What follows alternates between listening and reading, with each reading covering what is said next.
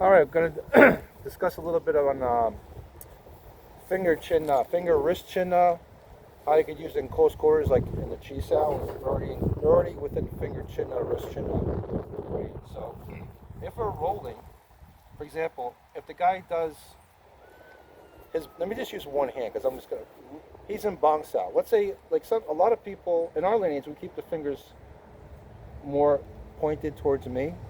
So if the guy grabs you in some way, you would have leverage to get out of it, wiggle out of it. But if you kind of do, the wrist doesn't really. If you do it something like this or like this, it's more kind of in a locked out position. If I apply pressure, so even though I'm going to attack more of the fingers, so from here, my hand was here. Let's say on this, like tan. I would grab the wrist here, this hand would come to the finger. Now the reason I'm keeping my hand, I don't do this, like say I was just going to do this. I could do that, right? I don't know if you can see it, but it's easy to relieve the pressure from the fingers. All you got to do is tan sau, right? Now,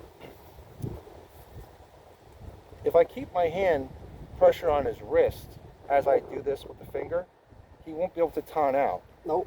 He won't.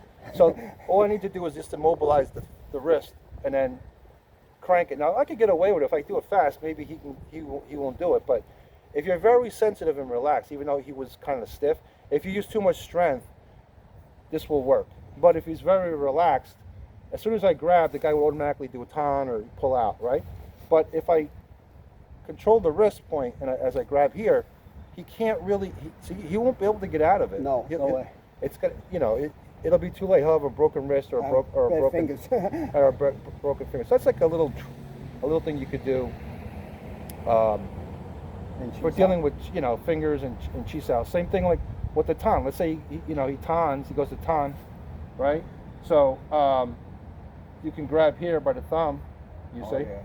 and apply pressure that way. So generally, you always want to have two hands here this way too. So you want to have two hands on this one hand. You want to move out of the way to prevent a strike with the other hand.